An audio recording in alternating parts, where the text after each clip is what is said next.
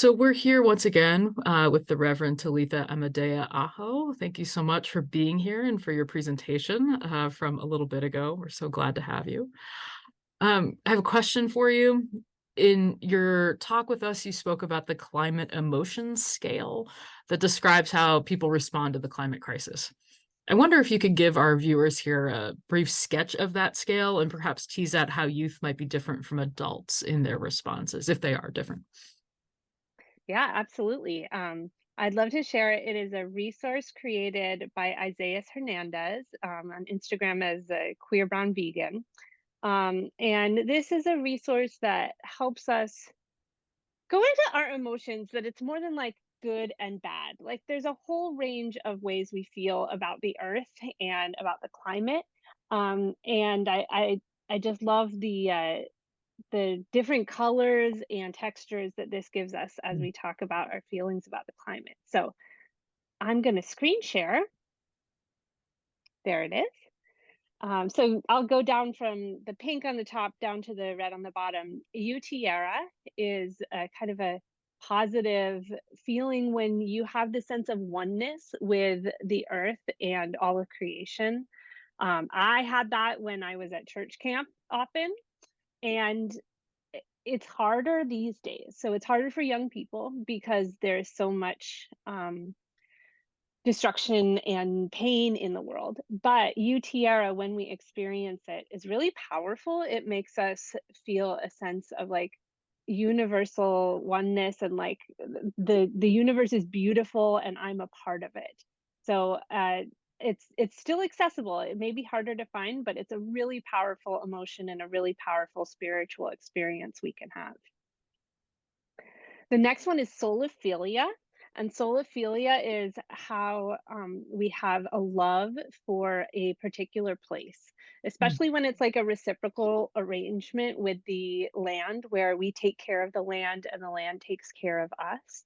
Maybe if you have a farm or if you have, mountains where you go pick uh, berries and mushrooms or things like that, that kind of brings this closeness and intimacy that we know with the land, where we know it and we feel like it is caring for us.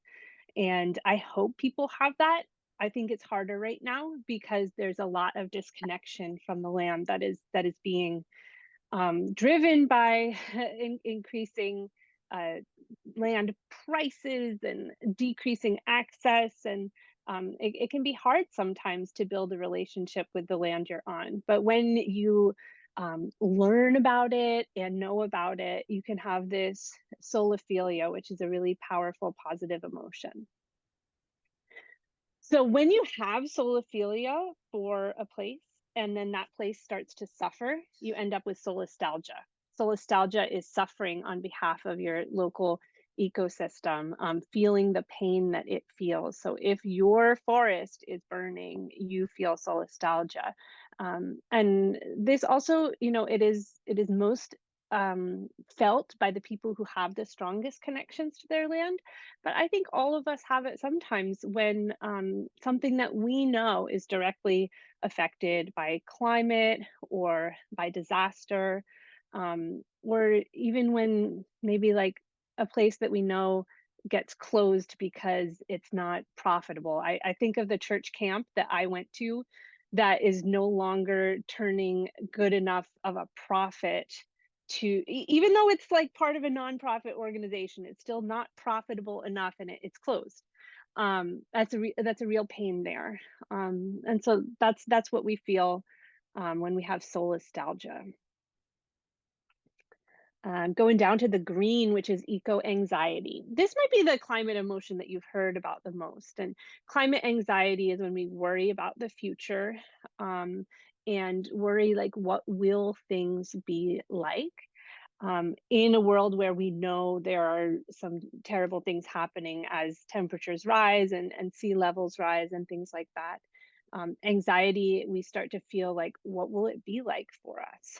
And then ecophobia is related, but it's a little bit more shock and horror. Like eco anxiety is a sense of, general worriedness, but ecophobia is when we maybe get too stuck on like the potential of a big flood or a big fire, and that can really shock us into withdrawing and detaching, which is why it's called a phobia. It's when we then detach our lives from the response we could be giving to the earth because we're just too overwhelmed by it.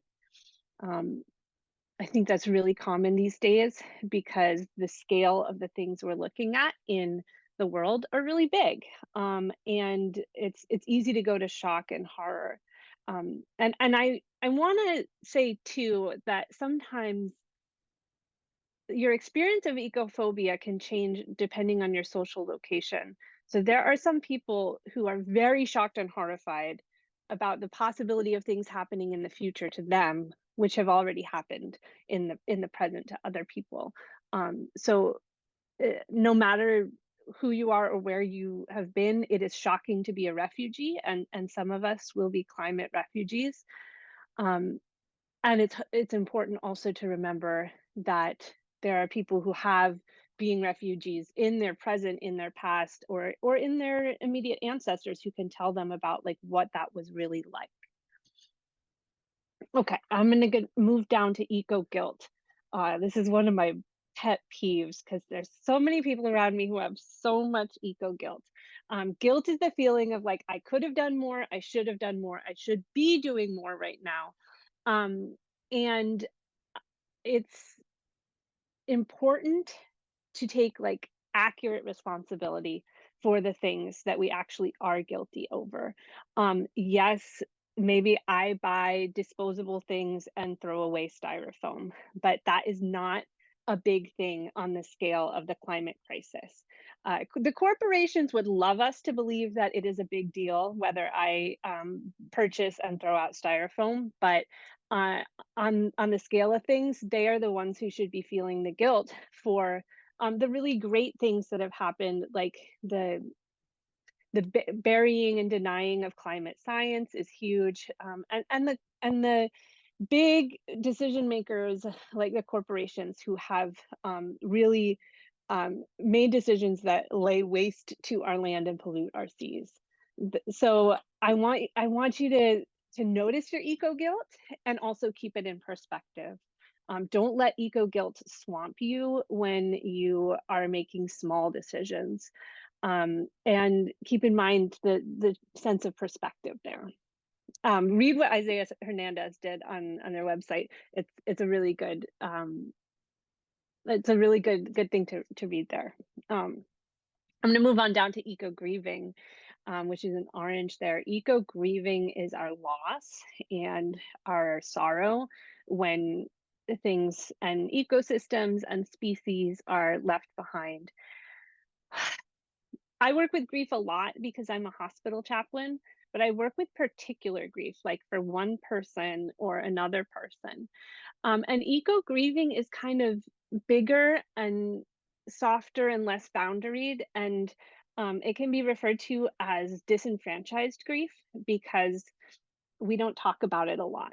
But eco grief is normal, and it happens just like personal grief does, that it has different stages. We can have shock, we can have denial, we can have anger, we can have sadness, we can be numb. All the different kind of things that happen with grief we have for eco grief. And I think that's big today. These days it's just harder on young people who have to learn all these different stages of grief, and how do we take care of ourselves, and how do we take care of each other when we're experiencing these kinds of grief. Moving down, Tiara, trauma is the trauma symptoms that we have when something shocking and terrible happens near us, when there's a wildfire, when there is a flood, when we just read the news. We can just be traumatized just by seeing one of those graphs in the news about carbon levels. Or it could be something that you experience when you are evacuated from your home, when you become a refugee, or secondhand trauma when we watch people become climate refugees on TV, on uh, social media, where we get the videos of what's happening. Um, Or it can happen in other ways too, like there's a lot of trauma for the olive farms and trees and orchards in Palestine right now. Like that is a particular trauma to the land. And terra trauma can create the same kind of trauma symptoms that any other trauma can, with flashbacks and numbness and sadness and anger and all the feelings that come up when you're in something that is too traumatic to deal with, that is really too overwhelming. And we really need to take gentle care of ourselves and especially of one another. Um, and what is helpful, I think, for young people to be aware of is that we'll experience terror trauma differently. So even though it does happen to all of us, we can kind of take turns taking care of each other when one person is more affected than the other.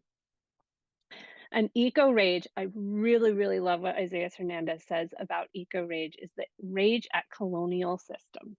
So um, some of us might have had this climate education where we're taught to kind of like be mad at everybody, or be mad at your grandparents' generation because they trashed the earth. No, Isaiah Hernandez guides us to be mad at the colonial systems that have established kind of this this disposability of the land, the disposability of human and natural resources, and also the way in which Indigenous people were taken off the land and prevented from practicing their healthier ways of taking care of the land. So that really brings us to rage when we realize how much better we could have been doing if we had kept our land under Native Indigenous stewardship.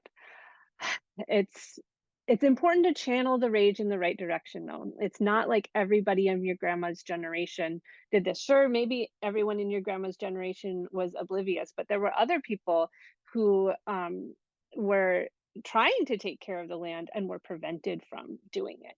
So, eco rage is important to just keep it in perspective, and it can be a very powerful force for protest and for us to like just build up the energy to do something. I think it's important to say that like anger, anxiety, some of these don't feel good, but they can be so powerful even when they don't feel good. And we just got to look at the big picture and be like, okay, I can live with this rage because it's motivating me to do big things right now. And then of course there's times when we can't live with the intense emotions, and we have to seek help to de-escalate them. But Yeah, this is a range of feelings that can be really helpful.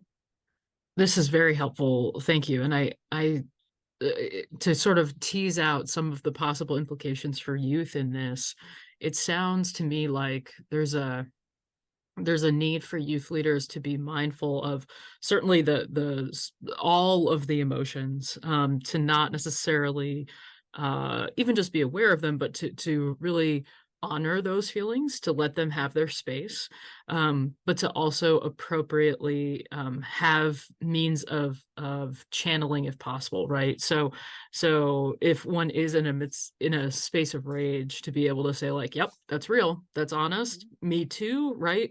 But also to be able to say, yeah, it's not rage at everything, right? It's Yes, rage in a where does this specific rage way. go? Where Yeah. does this rage go? Yeah, Yeah. and it also sounds like in all of these, there's sort of a draw to reconnect with the land in some way. Even in phobia, where you said there might be even a stepping back and a distancing, which feels so natural because these emotions are hard, like this is Yeah. painful, right? But a sense to this sounds like a silly turn of phrase, but to stay rooted, right, Hmm. in the land, in our created world, and understanding that, okay, we are feeling these things and we're in this together. You are not isolated. In fact, Yeah. the feelings are a symptom of our and connectionality, right? Yeah.